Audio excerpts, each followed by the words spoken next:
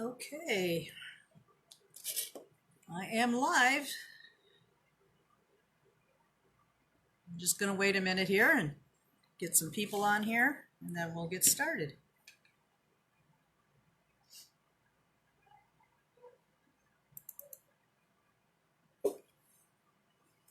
Hi, Carla. Hi, Wendy. We've got some commotion in the house today. I've got my grandson here and my daughter's home, and I could be interrupted at any time. Let's see here. All right. So today we're going to work on a enameled beaded bangle. I'm going to show you the project here. Let me move the camera down a bit. Let's see if you can see that. I'll lift it up a bit. Let's see if you can see that a little bit better. This is the bangle itself. It's got a clasp hook on it and an assortment of different beads that we're going to enamel. And here are a few other beads that I've already enameled, and I'll be doing an assortment of them today so that you can see the different kinds that are available. And this is also another piece that you could use in lieu of this round piece if you wanted. You know, there's just like a lot of different things you can do with this if you chose to. Okay, so at any time, if you have questions, go ahead and post in the comment section, and I will periodically look at that and try to address your questions or comments, whatever. Okay, so that's a nice, bright, lively, just downright pretty bracelet, I think, with a variety of different beads with textures. All right, so those are, I have a straggler in here. Okay, so those are the finished products there. Oh, avalanche. All right, and then I have a little box here of different kinds of beads that are usable, all usable to torch fire. Those don't belong in there. And let me see, maybe I should just put some of those out here. Trade places with some stuff.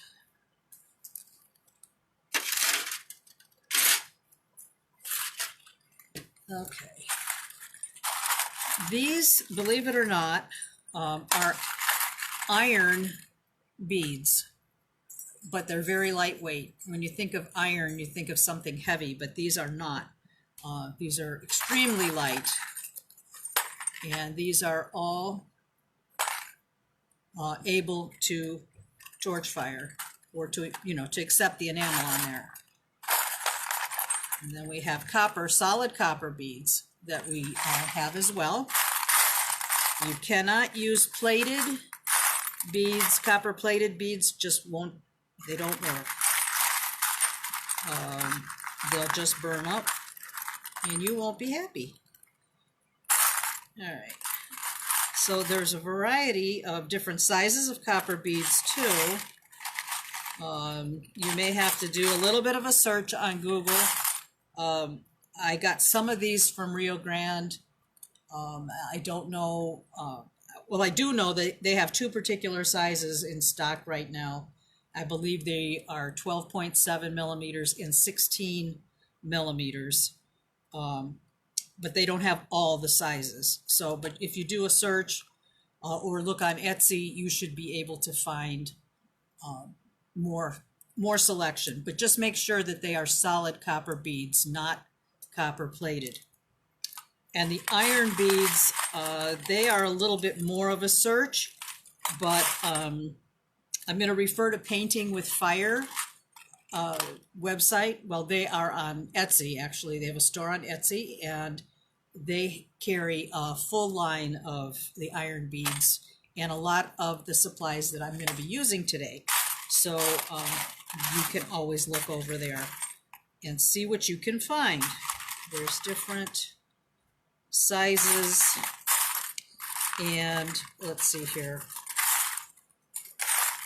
And then, of course, you can use copper shapes as long as they are solid copper. You can use a bunch of different little discs.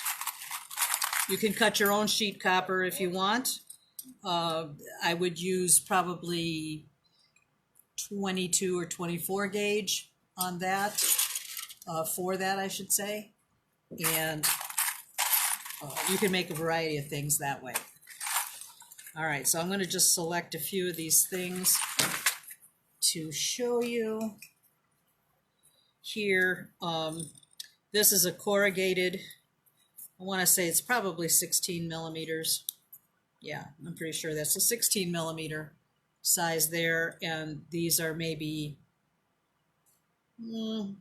8 millimeters, somewhere around there. And some of these other ones are quite large, but you know, they work well.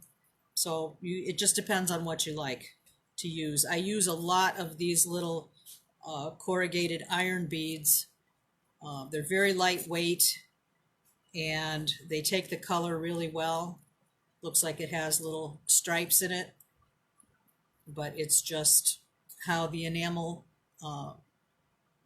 melts around those corrugated areas.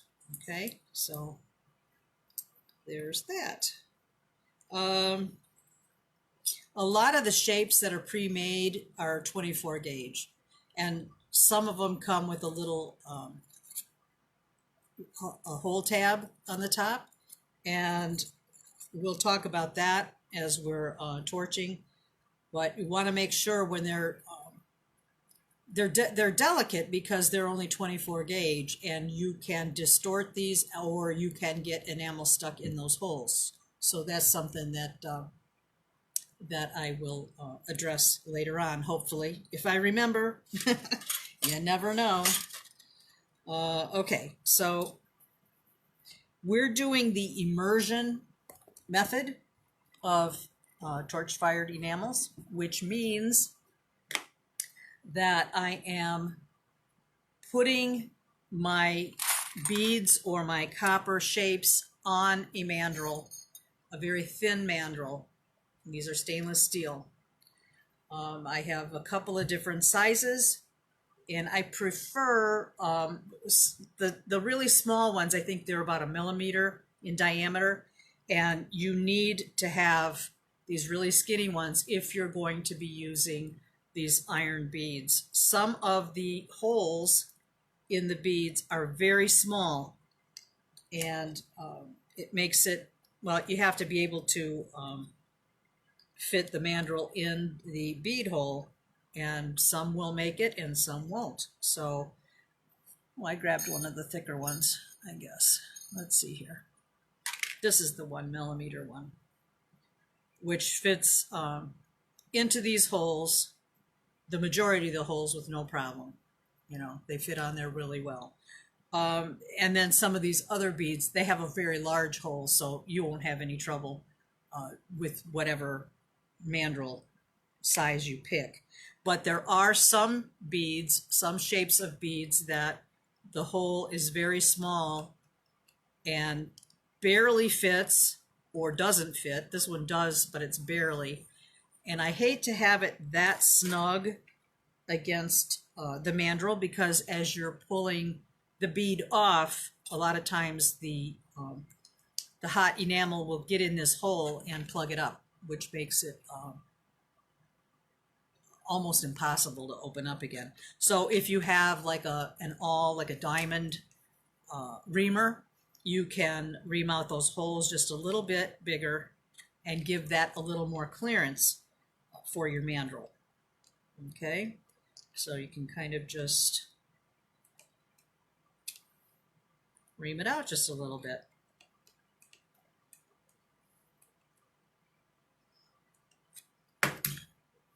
And it just makes it a little bit easier for clearance.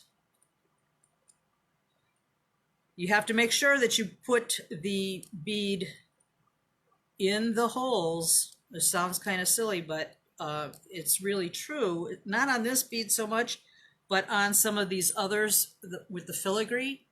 It's easy to, when you put the mandrel in, you might miss the hole and put it in one of the little parts of the filigree. That's not going to rotate very well. It's going to be uneven, so you want to make sure that you've got the bead in both of the holes properly when you're doing the filigree beads. Okay? Okay, so, and the copper beads have, generally, they have a pretty nice size hole in them. So you shouldn't have any problem at all, you know, getting your mandrels through those at all. When I am using copper shapes and I have to punch the holes, I make the hole a little bit larger. If you are, just for example, if you're using this 2-hole punch, you have the opportunity to use, it's a 1/16 or a 3/32. I always go for the 3/32. It gives it a little bit more room, more clearance in there to allow for that enamel, so that if you get any enamel in that hole, it's not going to plug it up completely. Okay, so any work, any shaping, if you want to dome your focal piece on there, that has to be done before you enamel. You don't want to, well, you'll crack the enamel if you try to dap your piece after it's already got the enamel fired on it. So here's a pretty one. This has got several different colors. I'll show you how to do that too as we're working. Any questions so far? Anything? Okay, so anyway, back to the immersion method. You have the mandrel, you have your bead on the mandrel, and we're going to heat the bead up in the torch flame till it's like red hot all the way around. And then what I do is, you have your enamels in your cans or your jars. If you haven't used your enamel in a while, you may want to just gently give it a little stir. You don't want to kick up a lot of the enamel powder in the air. If you're more comfortable wearing a mask, a face mask, you can certainly do that as well. But basically, the immersion method is you get your bead screaming hot, and then you dip it into the enamel cup and kind of dredge that bead around. Tap off any excess, because especially with the filigree beads, the enamel powder goes inside these beads, and you don't need to waste that actually. And just tap it off on the edge of the jar and put it back in the flame and heat it up again. And I will go through the process, but that's what it means by the immersion method. Instead of, and then I do that with the copper pieces as well. Otherwise, traditional enameling is on a tripod, a trivet on a tripod, or on a trivet in the kiln. And we are kind of avoiding doing that by this method. And it also, one of the neat things about the immersion method is that you don't have to pre-clean your copper pieces at all. So if you have any oxidation on there, any Sharpie marks on there, the fire will burn all that off. So that's kind of a plus. This is pretty much an instant gratification technique. It's wonderful. The first time we took a class, a couple of my good buddies when we were up at the Bead and Button show in Milwaukee, we took one of Barbara Lewis's classes. She has developed this immersion method and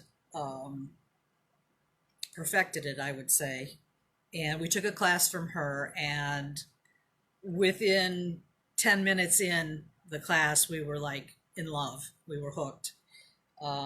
It was just so much fun. It was like we just took these drab looking beads and just made them full of color. It was just wonderful and incredibly simple. You just have to have all the tools, you know, the supplies, the tools. You have to have all that stuff and just mess around with it a little bit. And it's not a steep learning curve, at least for this part of what I'm doing. So it's kind of fun. There's lots of possibilities. So I am using, let's see here, some of the things that we need are, I'm using a torch that for this particular demo, I'm using a hothead torch on a canister of propane. I hope you can see that. If not, I'll move the camera a little bit more. It's hooked up to my table. I have a ceramic tile on the table, and this is the hothead torch right here. It just screws onto these disposable containers. I get these at the home improvement stores. The propane runs probably around $3 a canister. You can get generally a couple hours use out of these. So, you know, you can crank out a lot of product with a $3 can of gas. So you can use other gas. You can use MAP gas, but that's like 3 times or better the cost. So this works really well. And like I said, I've got it clamped with a C-clamp on my table on a heat-proof surface, in this case, a ceramic tile, and I have what's called a bead pulling station. This is also a painting with fire design tool that is extremely necessary for removing your hot beads from the mandrels. So, and I will demonstrate that as well. We also have a small aluminum foil bread pan that I put in front of the bead pulling station, so that when I take the bead off, it drops directly into the pan and doesn't roll all over the table. So that's kind of a good thing to have. I don't put anything inside the bread pan. We were using a couple different materials, and I found that for myself, I have better results. Some of the material would stick to the hot bead. It's pretty much in your timing when you knock the bead off of your bead pulling station. There's just this little tiny window of time when you can get that bead off without it cooling too much. That makes it difficult to get into the pan. But also, if you do it too quickly and that enamel is still kind of fluid, whatever, and drops down into that material, sometimes you get some of those little crumbs of things sticking to that hot enamel. So I just, for myself, I prefer to just keep the pan empty, and I have better success with that. But, you know, you might want to try it and see if you like that for yourself. Okay, so then I have a pair of cheapo utility pliers that I got from Harbor Freight. I think these were like $3. I also have a pair of just tweezers, the long tweezers. You need a box of matches. You can have smaller ones. This is just kind of a ginormous size one. You need a container, a jar, whatever, of water to keep your mandrels in once we quench the enamels, because we want the enamel that's stuck to the mandrel, I don't know if you can see this on here, but once you take your bead off of the mandrel, there's usually some enamel stuck on here, and we want to get that cleaned off before we try to put another bead on, because it won't fit. It won't seat properly on there.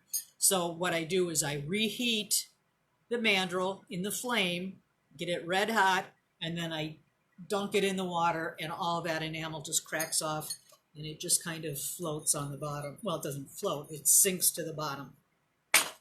So that way you have another clean mandrel. And also you put your, as soon as you get this clean, you do not lay your mandrel, your hot mandrel, on the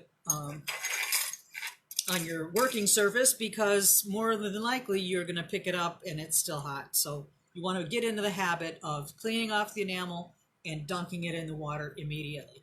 So that way you can avoid hurting yourself. So if you're right-handed, what I like to do is set myself up to have my quench water on my right side, like my enamel on my left side, so I can hold the can with my left hand, and I can easily work, you know, get the bead hot, dunk it in the can with the enamel, put it back in the flame, and then when I take the bead off, then I can put the mandrel back there. Instead of crossing over, you don't want to cross over this flame because it's a big bushy flame and you can get hurt. So let's see here. Do we have any questions at this point? Let me just take a peek here. Excuse me. I don't know. Oh. Bear with me just a second here, folks. All right.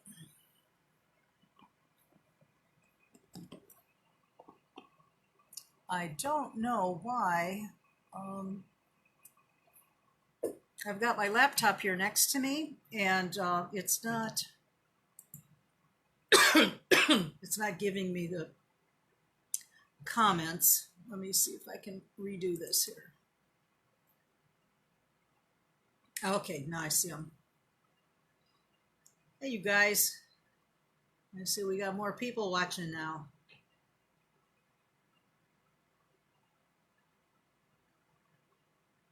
Okay. Okay, Wendy's asking if you can use a butane torch, and I would say no.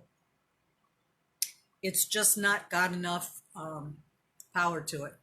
You know, I mean, you might get by, but you know, you you need a flame that's stationary, and it needs to be hot enough. I suppose it depends on your butane torch, because not all butane torches are equal. So now that I think about that, I guess it just depends on how strong your torch is. I think maybe for beads it might be all right, but I think it might not be hot enough to get the enamel or the copper pieces, like the sheet copper. That might not work too well. Yeah, Barbara has wonderful classes. She's a wonderful artist in many, many different mediums. So she has a couple of books out, which are wonderful. There's lots of good stuff. She's a great person and a lot of fun to be with. So anyway, let's get started with the project. I am using copper wire for the bangle. You can use 14 gauge or 16 gauge. In most bangles, I would prefer to use a 14 gauge just because it's a little bit stronger. But sometimes the bead holes, you know, for the spacers and the different beads that you want to use, won't go through 14 gauge. So 16 gauge is a good, you know, alternative. And that's what I'm going to use today. So we're going to use some 16 gauge wire. I'm also going to use a little piece of 14 gauge wire to make the clasp. That just makes a sturdier clasp, and that doesn't affect any size, beads. I've got different spacers that are copper, and just try to get it's not easy to get large hole beads in a lot of different shapes and sizes, but if you can do a search and try to find things with a larger bead hole, you'll be less frustrated as far as with your design choices. So so I have a few. I've got some on a dish. I'll show you those in a bit. Excuse me. Grab a drink here.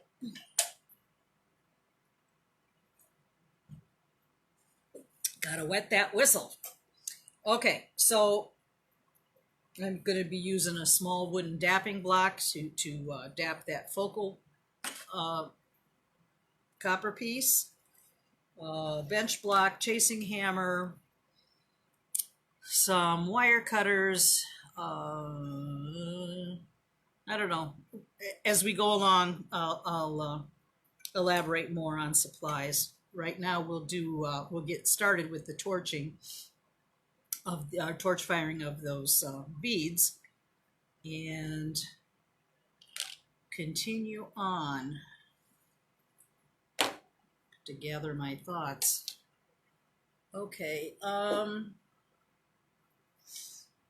Okay, and I am using two different kinds of enamels. I've got opaques and transparents. In my own work, I almost always start with a white base. It's opaque. I use 1055. There's a whole bunch of different whites. I'm not really well versed on the different kinds and what they do, but 1055 is a good one for what I'm doing here today. Okay, so I've got that, and I have several different transparents. If you are new to enameling and you are looking at the cost of all the things that you need, the enamels can be quite expensive if you want a large variety. So what a good thing to do is if you're just starting out, is I would get the white, the 1055 white. I would get a black. I would get maybe a cream. The cream, well, those are opaques. Those three are opaques. And then I would get some transparents. And you can do a lot of variety mixing your transparents. You can put transparents on top of opaques and transparents, I don't know, on top of transparents, but you can't put opaques on top of transparents because you will cover them up. So you get probably more bang for your buck if you're on a limited budget for enameling, but I would choose a few transparents and just a couple of opaques, and you'll have a good start with that stuff. And you can always add to it if you want as you go along and as you become further and further addicted. So, and I will enable you in any way that I can. Okay, so I've got a bunch of enamels on my sides here. I think what I'll do first, now if you've seen me do my other videos, you kind of know that I fly by the seat of my pants. I follow some basic rules, some things you can't vary on and other things you can. But I try to respect the safety aspect of everything too, and we're playing with fire, so I think a good idea is to have some burn cream nearby, just in case, because accidents can happen. You can get too close to the torch head itself with your arms, and once in a while you might kind of clip yourself a little bit on that, or like I mentioned earlier, you might pick up a hot mandrel. So it's just a good idea for safety's sake to be prepared for that in the event that something like that happens. So there's that. And you'll see as we go along, something Barbara did not show me is one method that I get off. I take some things off the mandrels with my pliers and some very cautious, or caution, I guess I'll just say it that way. I'm not saying that you should do it that way necessarily, but sometimes, I don't know, sometimes I bend the rules a bit. So you can decide what you want to do. But if you get the bead pulling station, you can avoid taking chances or risks. It's a worthy investment to get your pieces off of your mandrels. Okay. All right. So where are we at here? Okay. So I am going to get a disc for the focal, and I'm going to turn these down a bit. All right. So I just have a 1-inch disc. I actually have two stuck together, and it's dirty. You can see that doesn't make any difference. I'm going to get my dapping block, and I am going to, let's see here. My grandson was stamping earlier, so he took my hammer. He did a really nice job too. I was really impressed. He stamped, I don't know if you can see this, and of course it's backwards, but he stamped "I love my nonna" on there, which is Italian for grandma. But he did a really nice job evenly on his lettering. And you know, he stamped maybe a year ago like 2 things, and so today he wanted to stamp, and he did a nice job. Okay, so I'm going to just dap this disc a little bit. Just get a gentle curve. It doesn't have to be cupped or anything, just a little bit of a curve. All right. So that's that, and I'm going to punch the holes. There's my glasses. When I've curved things, then I punch the hole from the reverse side of the disc.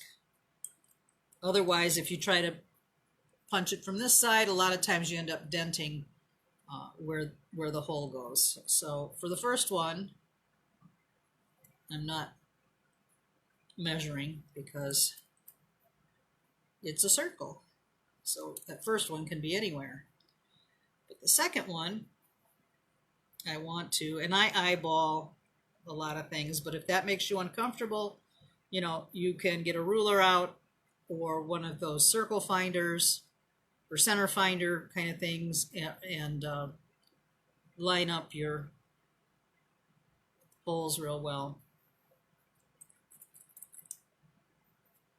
Okay, so I've got 2 3/32 holes in there. I'd say that's pretty much spot on. Okay. All right. Now, when I torch, mostly I use my lamp working torch because I do lamp work beads also. So that torch is much quieter, and this one is pretty loud. So for the demonstration, I don't know that you're going to hear me talk very well. It might be a little bit too noisy, but I'm hoping for the best here. I want to move my camera so I don't burn that. Let's see where we're at here.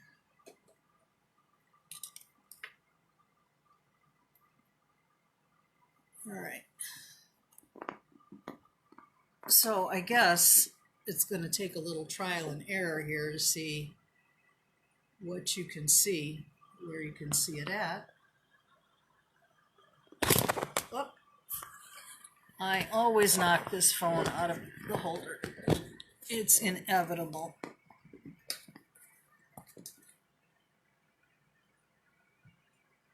All right, give me a second to see if I line up.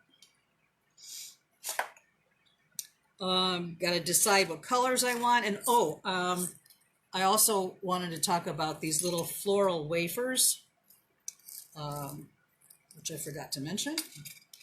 These are called floral wafers, these little tiny things, and they melt into your enamel very quickly. They're very thin, so they melt very fast. And there's a variety of colors. You can get those also. I'm not sure if Painting with Fire carries these or not, but you can get them from Thompson Enamels, or you can get them from Enamel Warehouse. They carry those as well.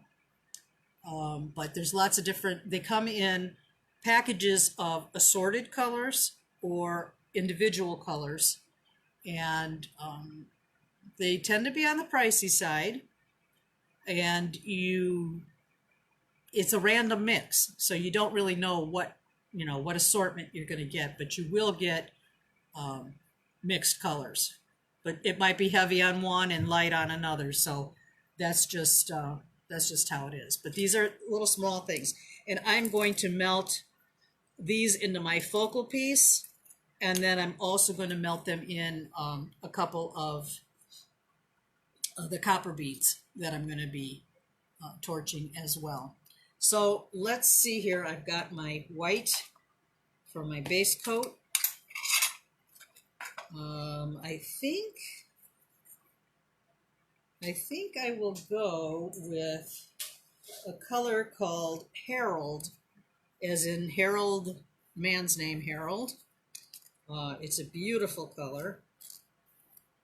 It's kind of a pale purpley pink. I'm just loosening that enamel there. So I'm just going to do those two colors, and then I will apply some Murini, or not Murini, the floral wafers on that.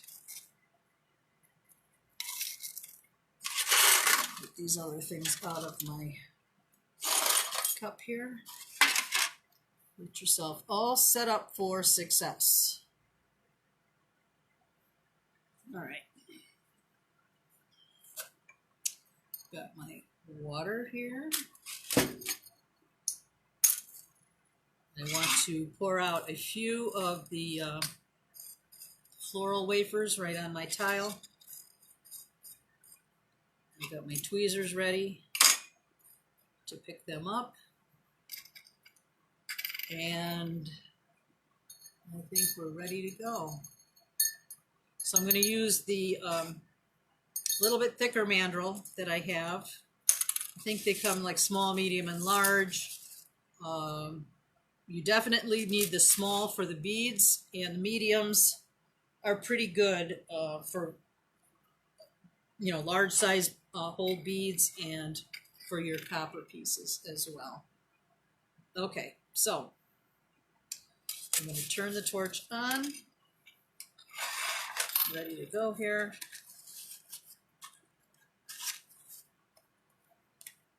And it's going to be loud. Oh, let me get my fan on.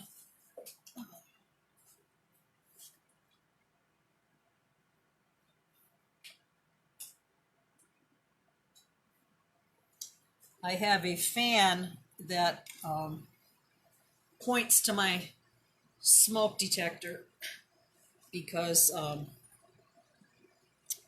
if I don't, the heat that comes in here and the exhaust, whatever, the fumes, although I have my exhaust fan going, but it's still, sometimes it sets off the smoke detector. So we don't want that to happen while we're doing the demo. Okay. All right. Now we get down to business.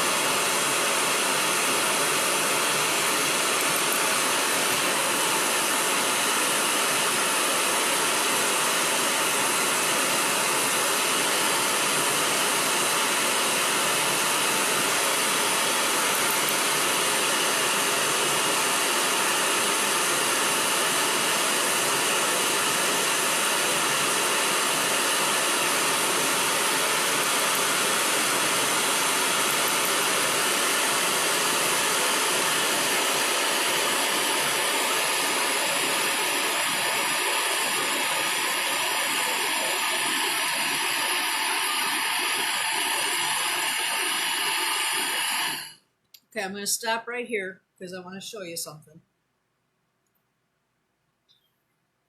Right now it's stuck to the mandrel, and that's okay. That's how it's supposed to be. All right. But I wanted to stop and point out a couple of things. When you're working, holy cow. Well, that's never happened. Oh, okay. No harm done. Obviously, this wasn't clamped on tight enough. I'm glad that that didn't fall on my lap. Do that again. The joys of live demos. Oh, and I cracked my tile too. Damn. Well, what else could happen now? Okay. All right, moving on. When you have your enamel piece on like this, you see the amount of the mandrel that's sticking out of the top of the piece.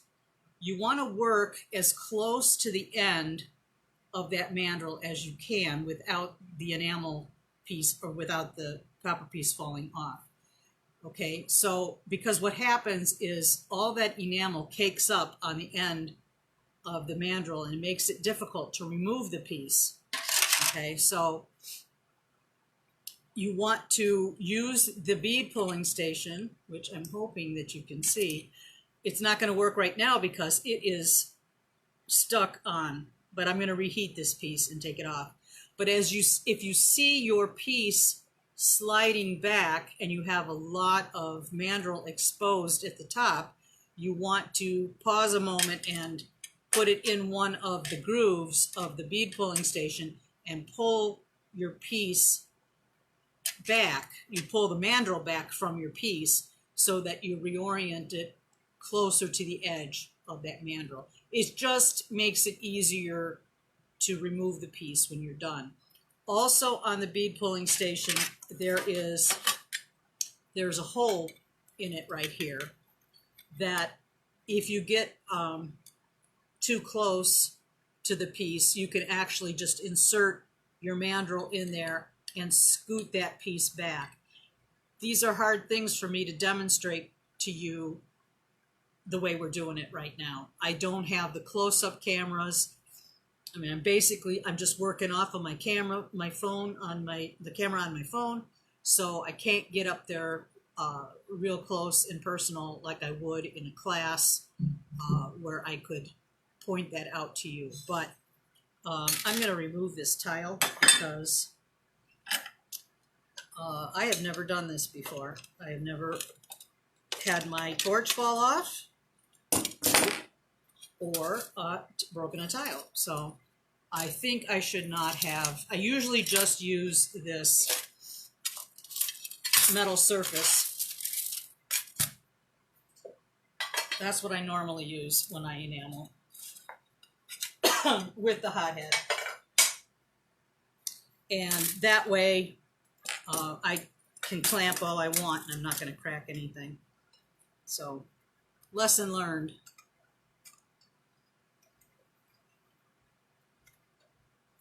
But it's good, I guess, to see me screw up, whatever. So that way, if you do stuff like that too, you know you're not alone. What is the problem here? There we go.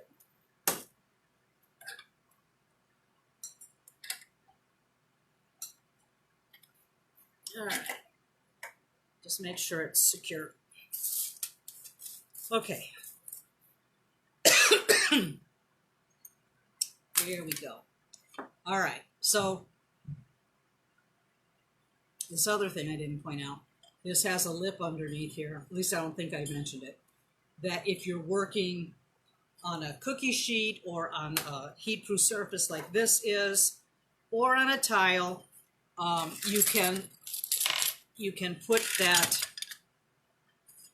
underneath the outside edge of your surface. It grabs it on there and keeps it secure and steady. Okay, back to this. All right, so I'm going to restart it. I'm going to reheat this. That's another thing with enamel that's really cool is that you don't have to bring something to completion. You can set it aside and work on it again later if you wanted to. Or if you wanted to change something after you've already got the piece, if you wanted to add a flower or whatever, you can reintroduce your piece back into the heat gradually, far away in the heat of the flame, and then bring it down into the flame as the piece warms up. So there's a lot of cool things about doing it like this. All right, so we'll do this again.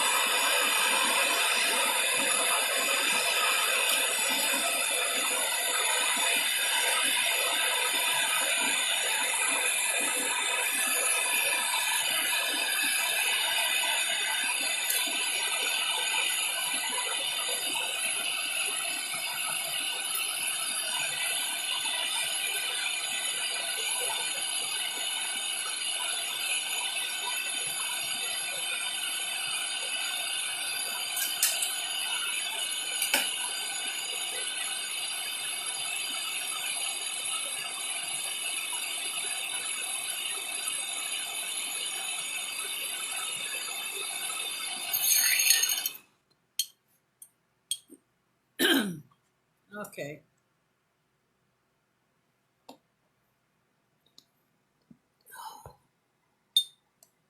Okay.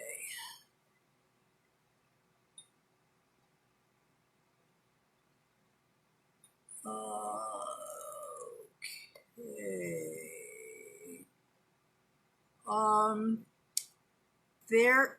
Wendy, you're saying you couldn't find painting with fire on Etsy. Well, it's on there. Type it as all one word.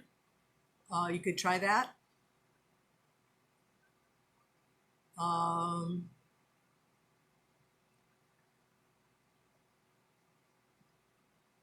Yeah. At the end is an explanation of the difference. Okay, that's good. Yeah, the Thompson site has a lot of good information on enameling. So you could check that out. Deb, we are making this enamel bangle right here. Okay, so okay, so let's see what I just did. It's hot.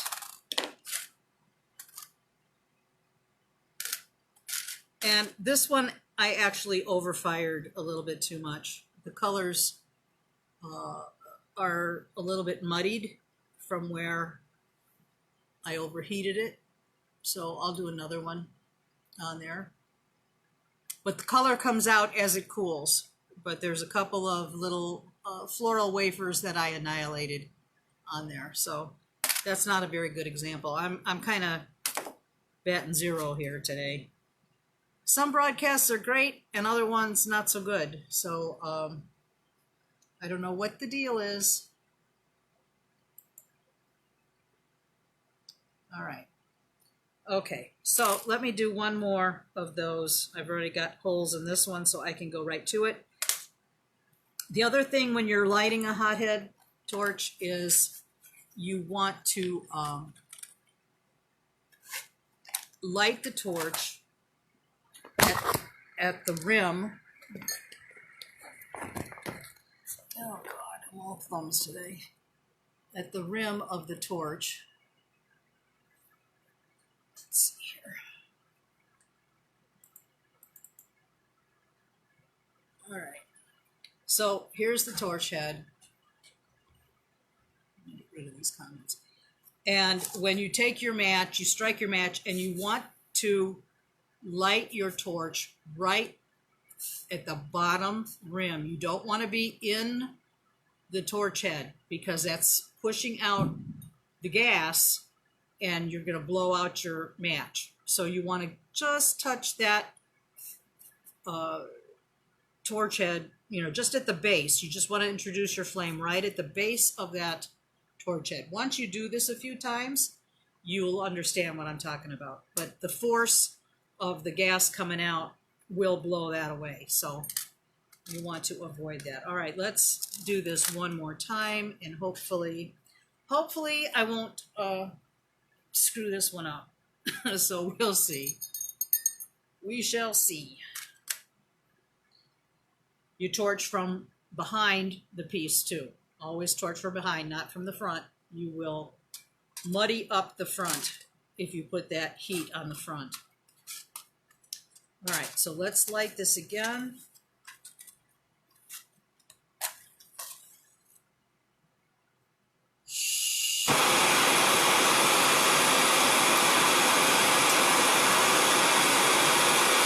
And these pieces are thin, and it wants to blow. You know, they want to blow off of the mandrel at first. As soon as you get your first layer of enamel on there, that's not going to happen anymore. It's red hot. You dredge it immediately. The first coat is really the most important.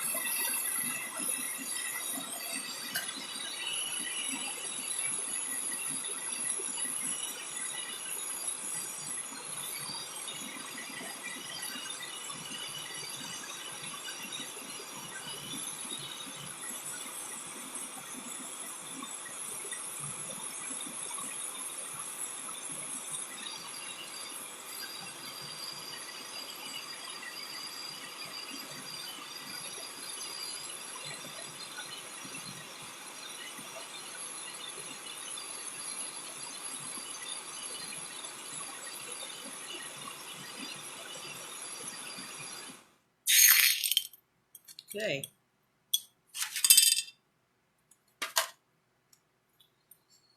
All right.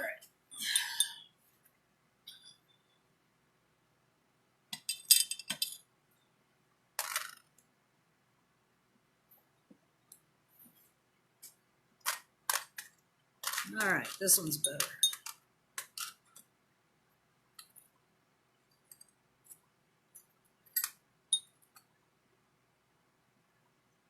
Okay. This one looks much better than the first one. And the colors are coming out as it cools. Okay.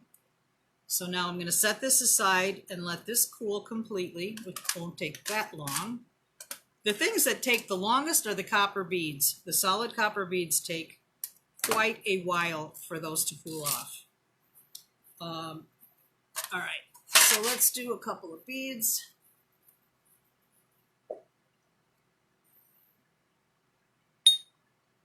Okay, all right. So, where's my bead box? Oh, here it is. All right.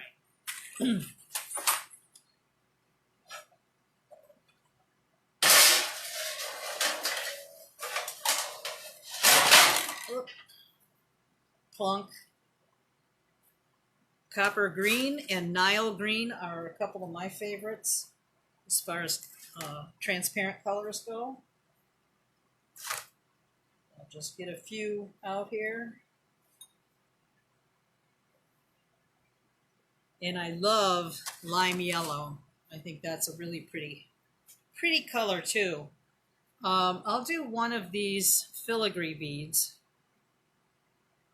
I haven't done one of these in quite a while, so get the skinny mandrel.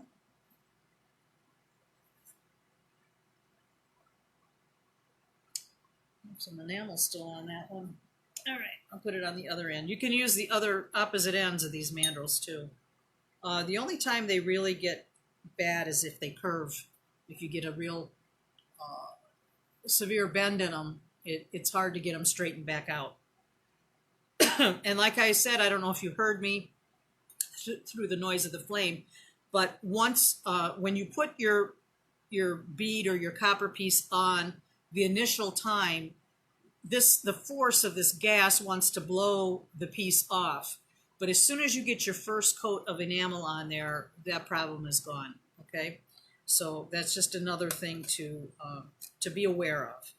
So I'm going to do this one hopefully in multicolor, just so you can see. I'm going to dip the bead, rotate the bead and dip it in different colors on the sides. And we'll see how that goes. All right, so match.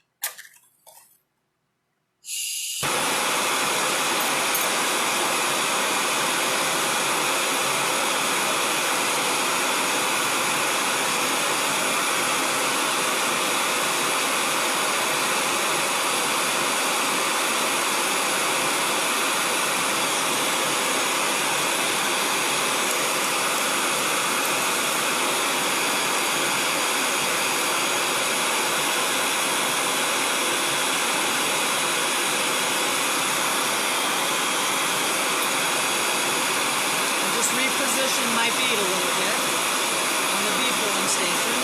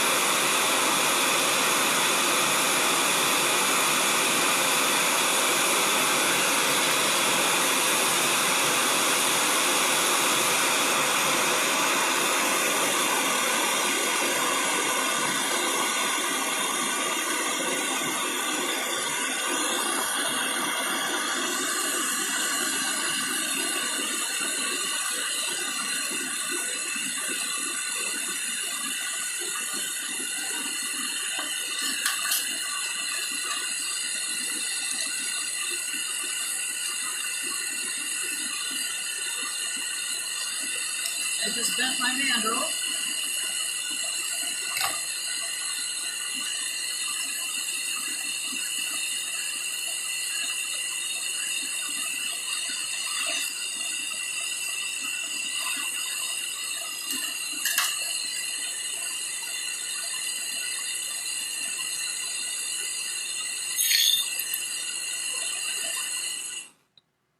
Okay, what I should have done first, and I'm going to do another one, what I should have done first is that first initial coat, I should have dunked the whole thing in one solid color, because the further back end didn't get any color. It just got the white on it. But as it cools, the color's coming out. And it's still going to be okay. It's just not as pretty as it could be. So we'll move on to another one.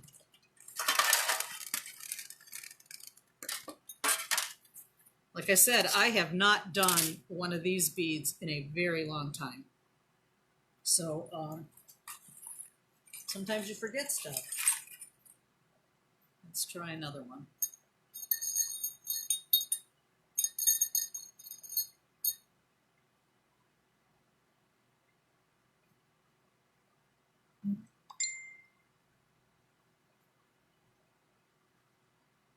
All right, let's try that again with the same color combination, just with dipping the bead, totally submerging it in one color first, and that will work better.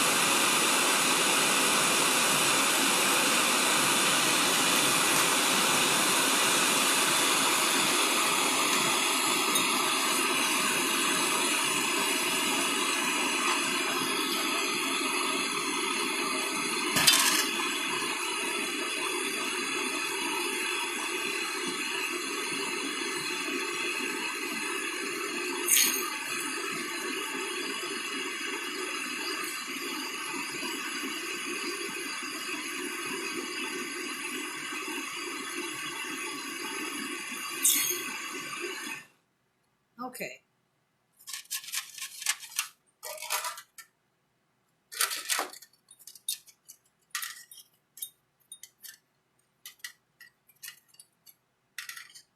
Always remember not to stick your fingers in this pan because the beads are really hot.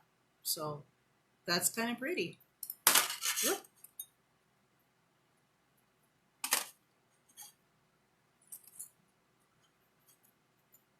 The 3 different colors on there. Okay, so let's move along. I'll do a copper one, and this is I'll do a copper one and a couple of fluted ones, and then we'll construct our bangle.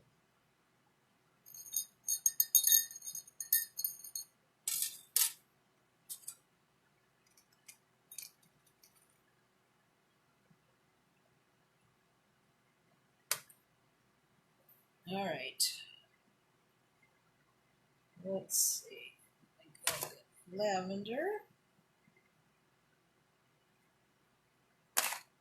All these colors are so pretty.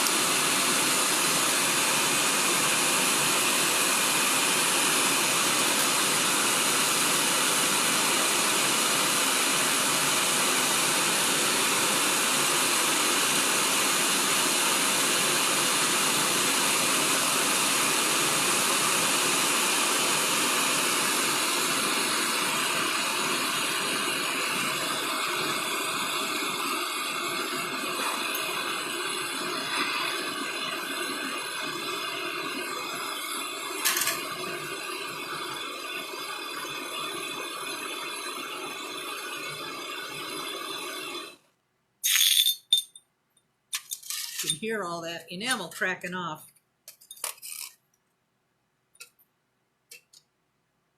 Ooh, that one with the tricolors is really pretty.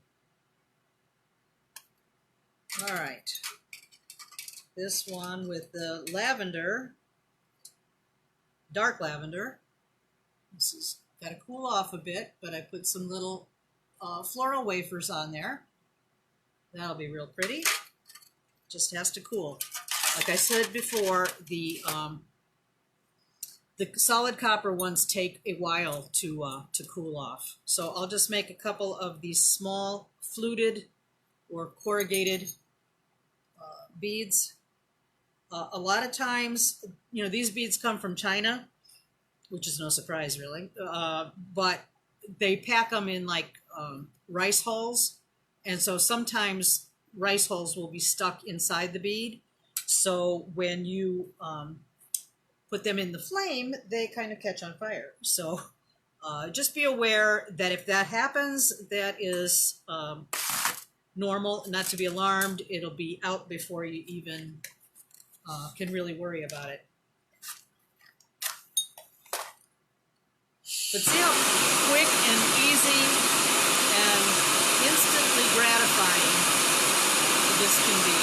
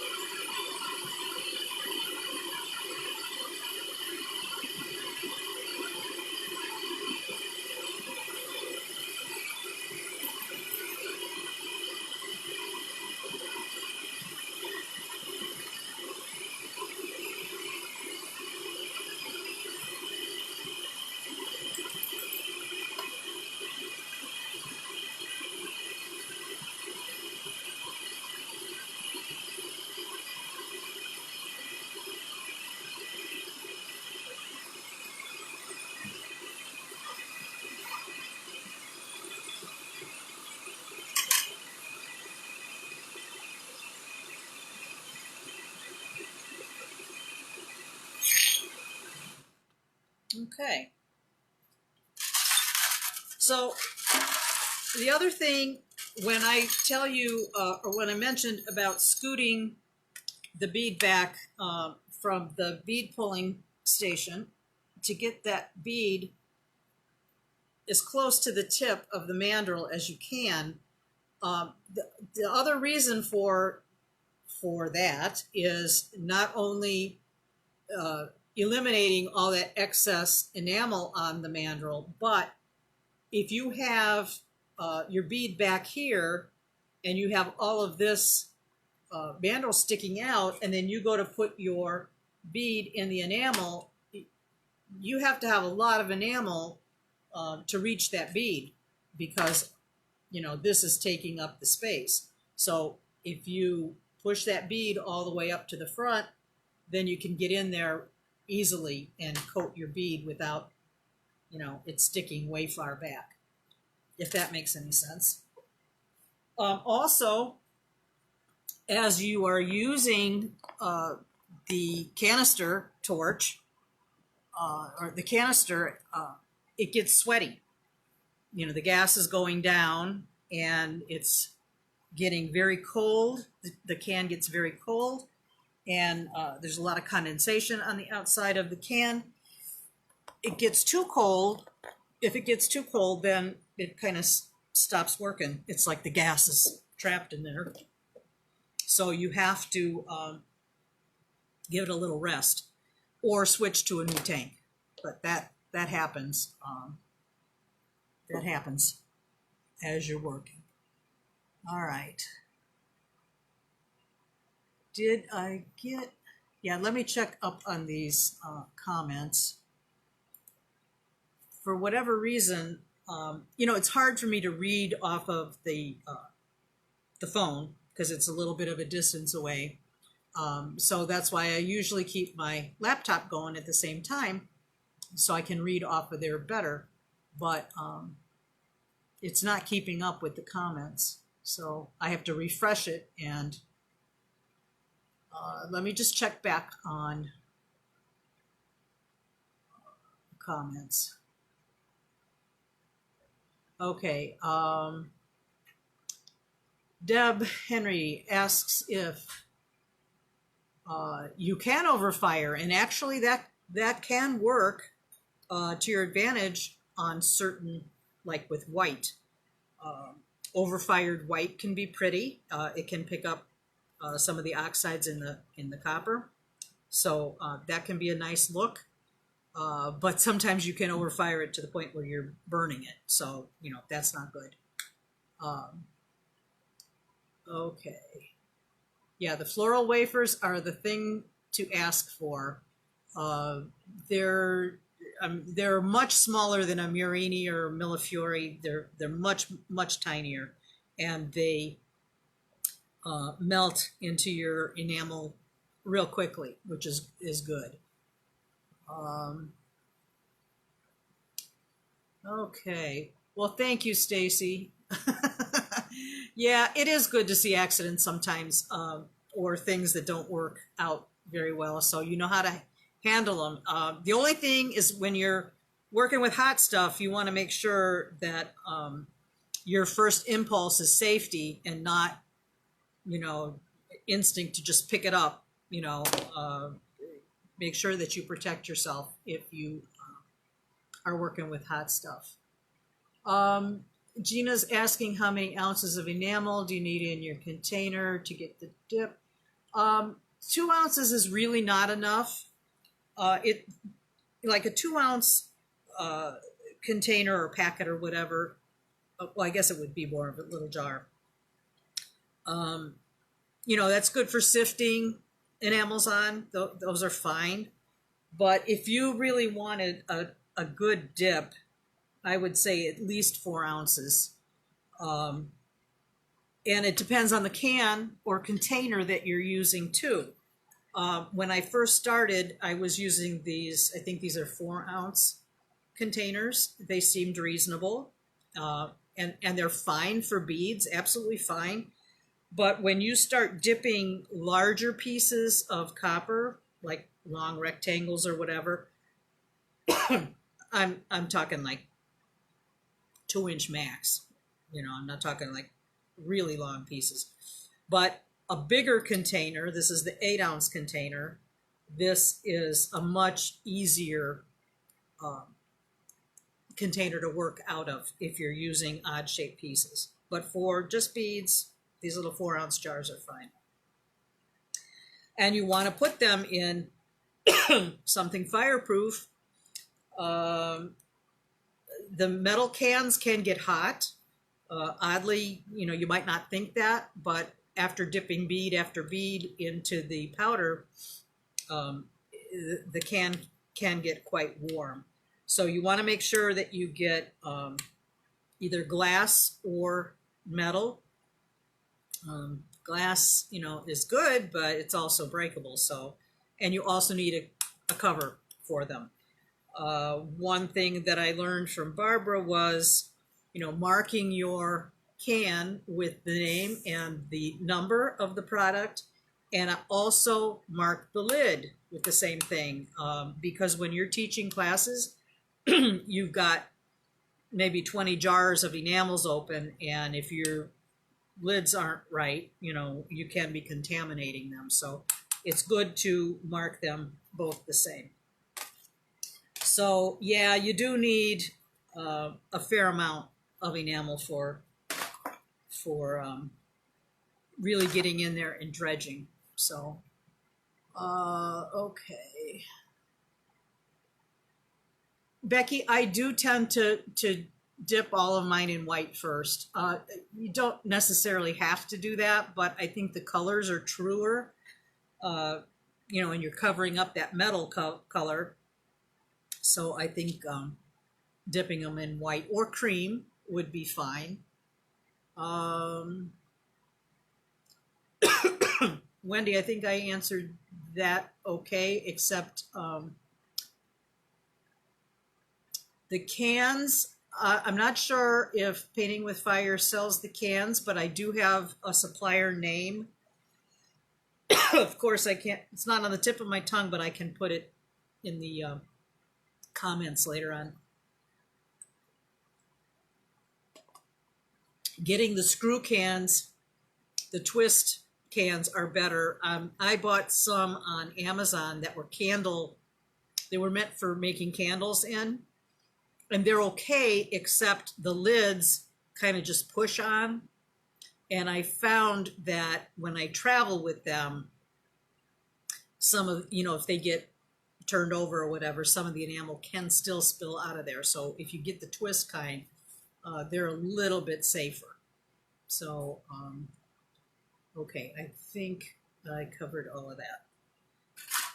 But if I didn't, I'll look over everything later on and I will get back to you on that. Okay, so now as far as constructing the bangle, that's actually pretty straightforward. And let me see here. I'm going to cut a piece of the 16 gauge wire about 9 inches long. And, you know, everybody's different sizes, so, you know, I don't have any miracle way of knowing, you know, what's going to fit everybody. I just basically do stuff that fits me. And, you know, you might have to adjust it a little bit. 1, 2, 3, 4, 5, 6, 7. Yeah, that's 9. Okay, so we get 9 inches of the wire.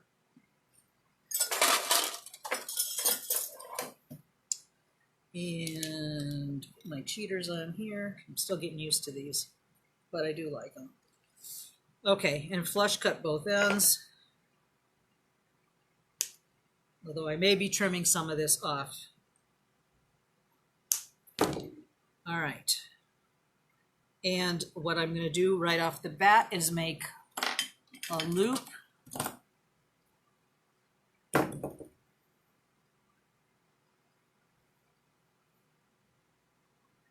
Make a loop on one end. I'm just using my the large long nose pliers, or you can use a baling plier. And I've made like a P, and then I'm going to stick the tine of the plier into the hole, pull that back a little bit so that stays up nice and straight. You may need to adjust these things just a little bit, kind of tweak them a little bit. Okay.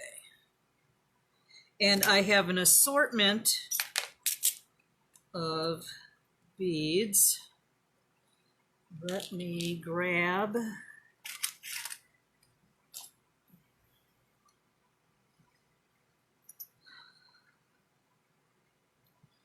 kind of took a long time with some of the other stuff, so let's see here. Kind of look at what I had done. I've got a couple others too, just one second here.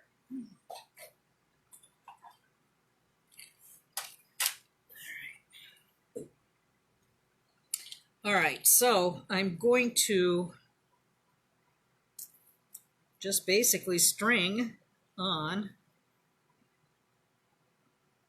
This you can do any way you want to do, depending on, you know, what supplies you have, what materials you have. So I'm just putting like a little 4mm bead on first. That'll go next to the loop. Okay. And a little spacer next to that. And I found these little fluted 6mm beads that I kind of like. So I'm going to stick one of those on. You can enamel those too if you wanted to. It's totally up to you how you want to make your bangle. You know, there's lots of different choices. All right, so put the green one on here.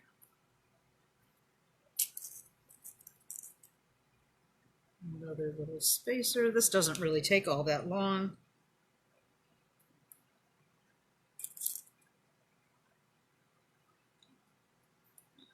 But you get the gist of it. The thing is finding the supplies. You know, you just have to keep your eyes open and find some stuff. Let's see. I don't have all of the colors that I would like for this.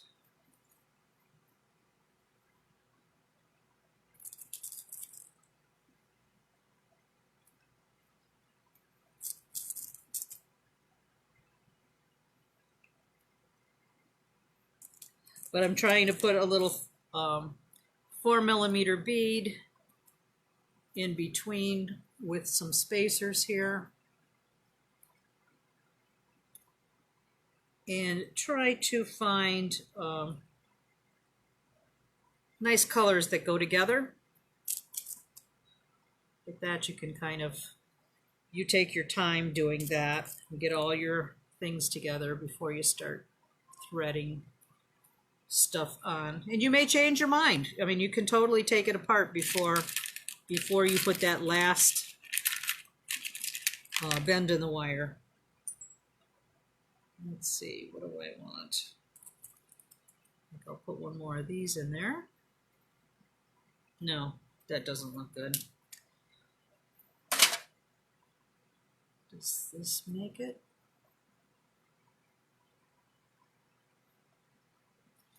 If you get a little bit of enamel in the hole,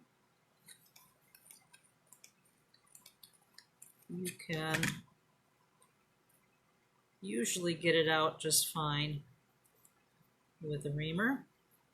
It's actually quite pretty, that colored one like that, the tricolored one.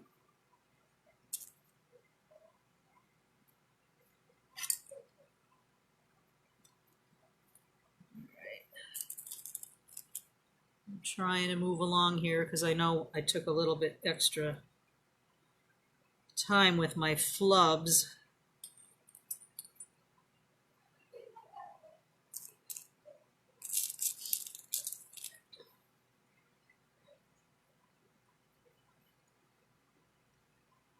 Not sure what I'm going to do next week, but I've got another bangle to do that I had made those lampwork beads for. I may do that next week, or I may pick something different. I'm not really sure yet. So many choices. This might be kind of... Oh, I didn't put my other little bead on there. I try to make things symmetrical. I know a lot of people don't care for that, but I kind of like that. But to each his own.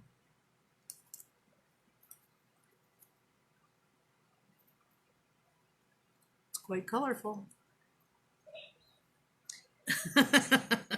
Take deep breaths, huh? Yeah, that's the story of my life, Deb.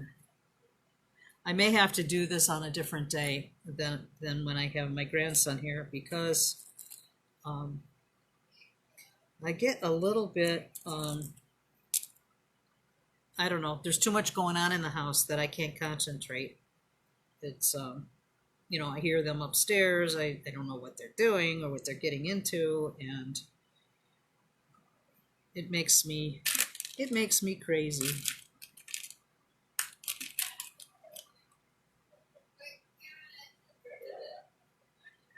All right. And then, you know, I'm getting to the point now where I need to kind of check my measurements, you know, to see where I'm at, you know, how much farther I need to go. This is how I make stuff, you know. I wish I could say, you know, exactly 8 inches, you know, do this or whatever. I kind of don't work like that.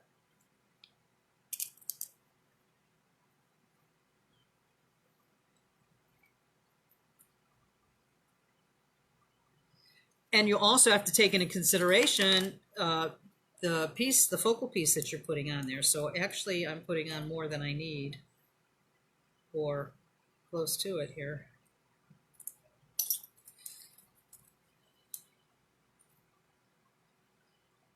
Yeah, I'm not going to go any farther than that.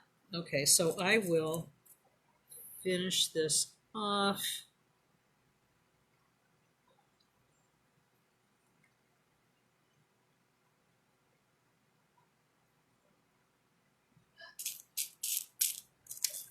Little bead.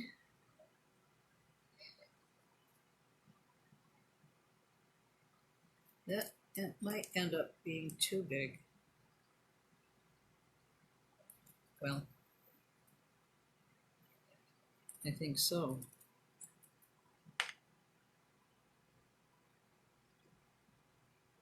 Maybe not. I don't know. We'll see. So I want to leave about, I don't know, close to 1 inch to make my loop on the other side.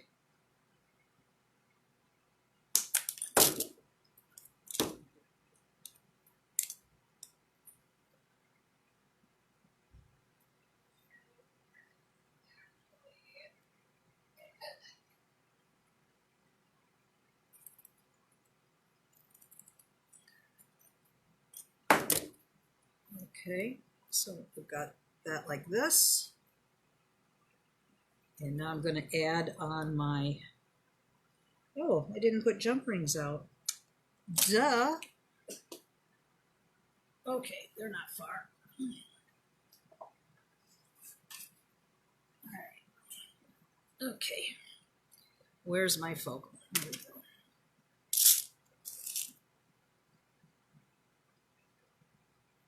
Yeah, I think this is still going to be too big, but I'm just going to go ahead and finish it like this because I can adjust that later. I'm going to take a couple of jump rings.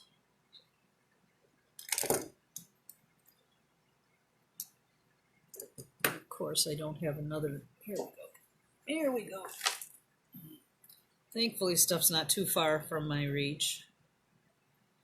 So I also want to twist these loops up.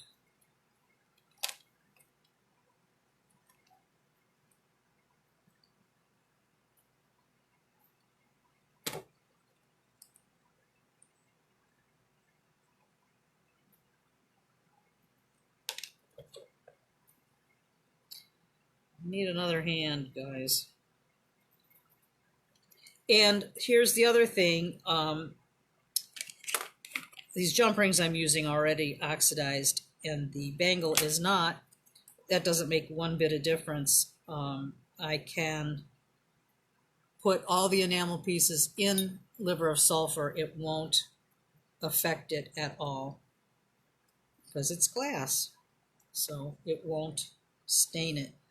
All right, now I need to make a clasp, but like I said, this is going to end up being too large. But that's okay.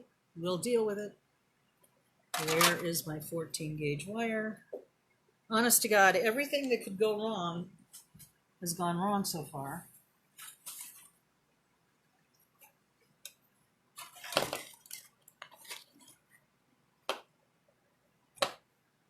And of course I wanted this to be perfect, but it just isn't. All right, I'm going to have to use 16 gauge, but like I said, this is just for demonstration. I can always change the other thing. Now I'm going to use 2 1/4 inches of wire to make my clasp.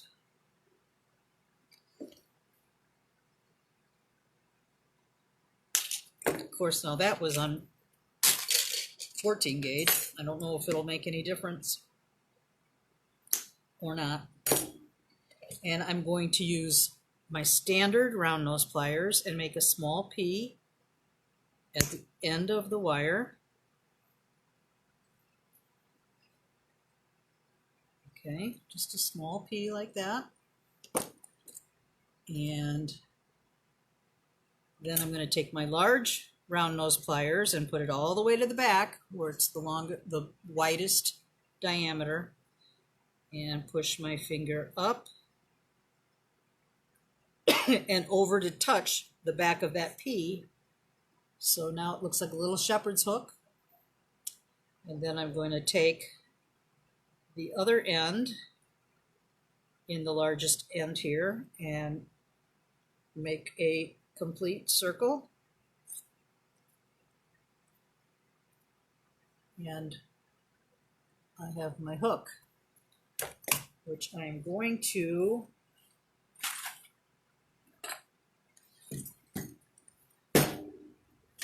use my bench block and chasing hammer.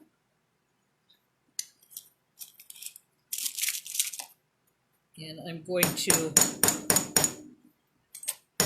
hit the curve of this clasp. I'm kind of stretching it as I'm tapping it. And then I'm going to just put some little dents in it with the ball peen side, because I think it makes it look nice. But really 16 gauge is too thin for this. You need to have a 14 gauge wire, in my opinion. And you can tweak it a little bit. Make sure that your ends come together. And you have a clasp. This you can kind of futz around with a little bit too. Okay. So I would put this in. Should have done it the other way. Live and learn. It works. All right.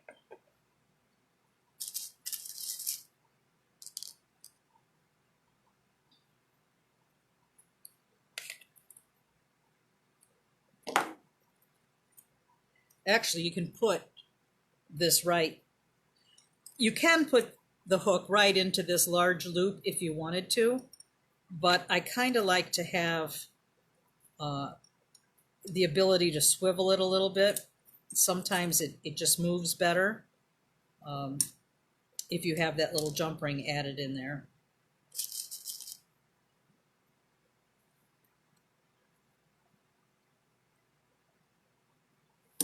Turn off this fan here.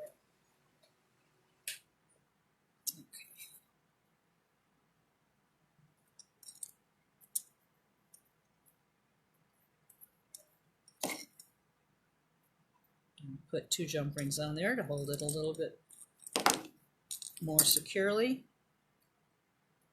And then I put a oval, a heavy-duty oval jump ring on the other end.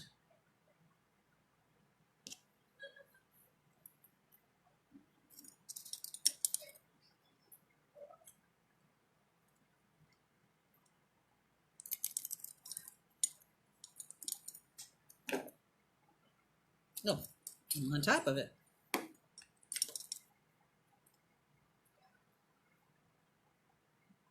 Okay, so then there's my clasp attachment, and my next step would be to go dip this into the liver of sulfur. If my hook is open a little bit too much, I will pull it in just a tad. And there you go. But this is too large. But that's okay. Let's see here.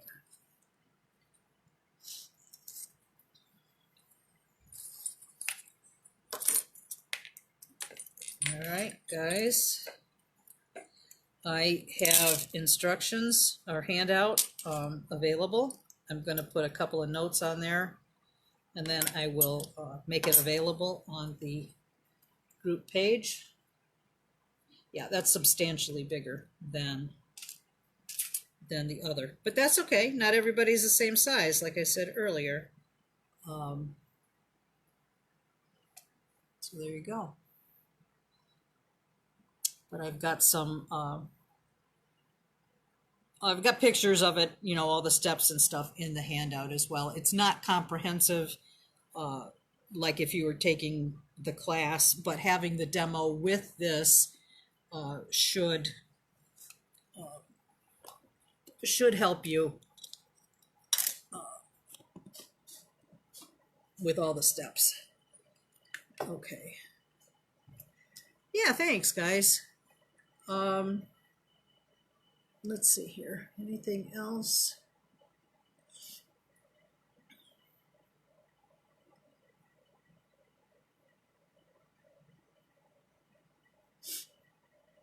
Deb Henready, you always say the nicest things. You do. Brenda, I am using as the core of the wire, I was using a 16 gauge.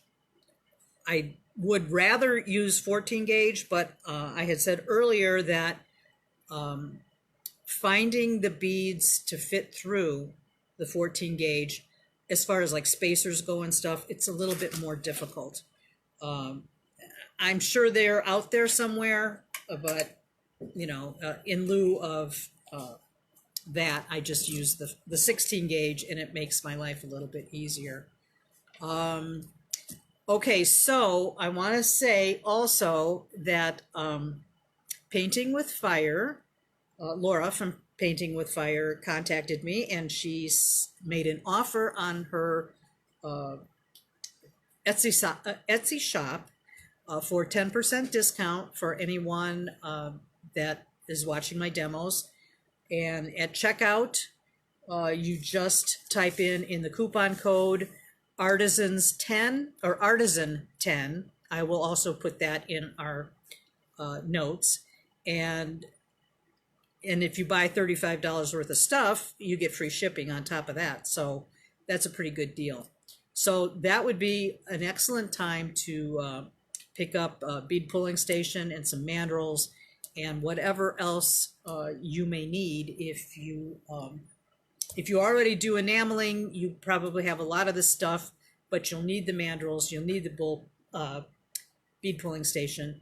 I think she has the torch heads, the hothead torch heads too. I'm not positive, but I know she has had them in the past. But you can always shoot them a message if you're not seeing something that you want to get. So, so you can do that.